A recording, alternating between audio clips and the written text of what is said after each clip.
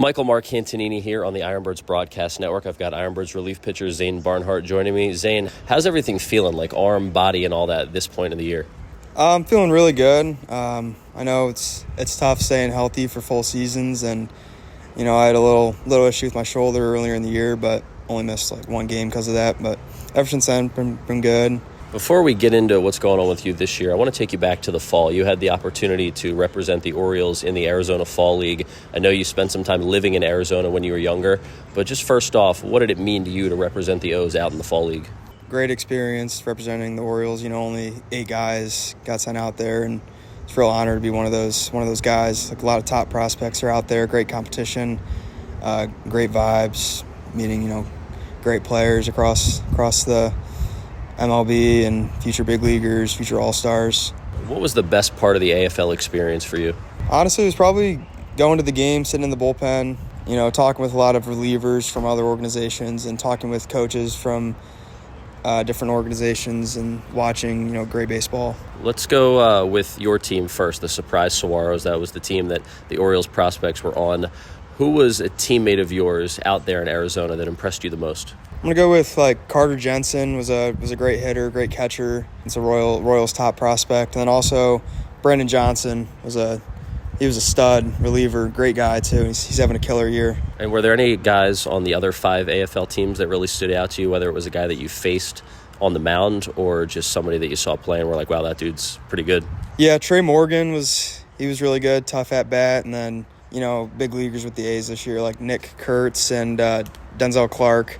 Got to face both of them, so it's cool seeing them both in the bigs now. Going out to the Arizona Fall League, that changed a little bit of your off-season routine. You're playing and pitching in live games. It means a little bit of something instead of just doing your off-season training. So how did your off-season look a little bit different this past year versus previous years? Just the biggest difference was time off of throwing after the season ended. So pretty much the AFL was 6 weeks long plus 3 weeks in between the season and going out there. So 9 total weeks shortened on my off season. So instead of taking a full month off like I did in 23, I just took a week off of throwing and kind of accelerated my ramp up into coming into spring training, where my first live ABs was actually in Florida rather than throwing a month worth of lives.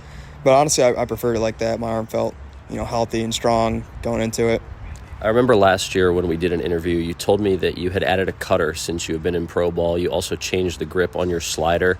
How have you made progress with those 2 pitches from last year to this year? Yeah, definitely the cutter has seen some huge improvements on not only velo, but consistent shapes and probably overall command with it.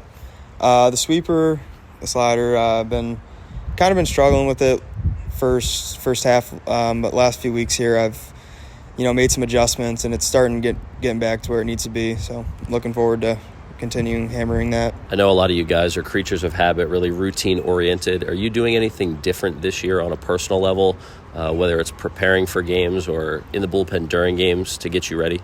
No, I'd probably say my routine, once I get to the field, is pretty much the same. I think the only thing I've really added in from last year to this year is I've been playing a ton of chess online or, in the clubhouse. Is that just something that you like doing on the side to get your mind off of baseball, or is it something that maybe helps you focus in leading up to a game?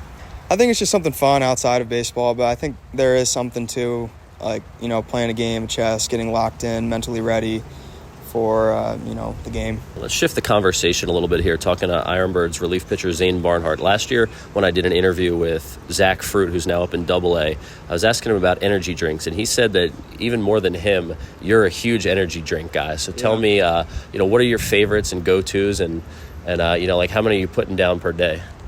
So I'm only putting down 1 per day. It's been some rare occasions, like in college, or if I'm needing to make a long drive where I'll do multiple, but really on days I think I might pitch. I go to Reigns. That's been my go-to since college, is drinking a Reign on days I'm hot, kind of like a superstition. Then on days where I'm not available, I'd go for something like a Ghost or a C4, a little bit less caffeine. Are you a coffee guy at all, or just the energy drinks? Just energy drinks, yeah. I don't like coffee. Okay. How about from a food perspective? What are some foods that are in your normal routine or your daily diet that helps keep you fueled throughout a season? So, we get 2 meals a day here, so breakfast is what we're really responsible for, and just been hammering eggs. I love eggs, scrambled eggs, so can't go wrong with them. Been having like 6 a day, 6 in the morning, and some bananas and berries. Okay. All right, I like it. That's good stuff right there. Keep it simple. Well, I know that you were a two-way player for most of your life. You were an infielder, a big Derek Jeter fan growing up, so you hit and pitched throughout most of your baseball career. On a scale of 1 to 10, 10 being the highest, how much do you miss hitting? Probably like a 6, I'd say. I really miss the infield. Infield was way more fun for me, but this last offseason I actually was taking some swings a couple of days a week. My dad actually makes wood bats, so I was able to swing his bats. So it's just something fun. But, man, I was not a great hitter in game. I feel that, though. You always miss it a little bit. So we're going to wrap this up with a couple more. What are your goals for the rest of this season now moving into the second half? Probably my main goal is just to go out, give 100% effort, and fill up the zone, attack hitters, be as efficient as I can, and put up zeros. All right, we'll wrap this up with a rapid-fire question round, Zane. So I'm going to throw a bunch of different things at you. First one, would you rather watch a whole movie or sit and binge-watch a TV show, a bunch of episodes? I'm going to go TV show. Okay. All right. Next one, all-time favorite meal? A good steak with a lobster tail, mac and cheese. All right, we're eating good right here. Okay. All right, what is your best non-athletic accomplishment in your life? Probably just attending Hillsdale College and putting myself through that challenge for 3 years, and then obviously finishing my degree once I'm done with baseball. Okay, I like that. All right, a couple more. Who is the person that you talk to or text the most outside of your family members? Probably my catcher in college, Sean Nemitz. He's real support through, good times, bad times. We just always chat it up. Yeah, I like that. Catchers don't get enough love. And the last one for you, Zane, favorite ballpark that you've ever played in? Well, I didn't get to play there, but for the Expedition game, Orioles Nationals, got to go to that stadium. Game got canceled, unfortunately, but got to play catch in Nationals Park, so it was pretty cool. Yeah, that is pretty cool, whether you got to play in a game or not. Well, IronBirds relief pitcher Zane Barnhart joining me on the broadcast. Zane, I really appreciate the time. Continue your success. Yeah, of course. Thank you.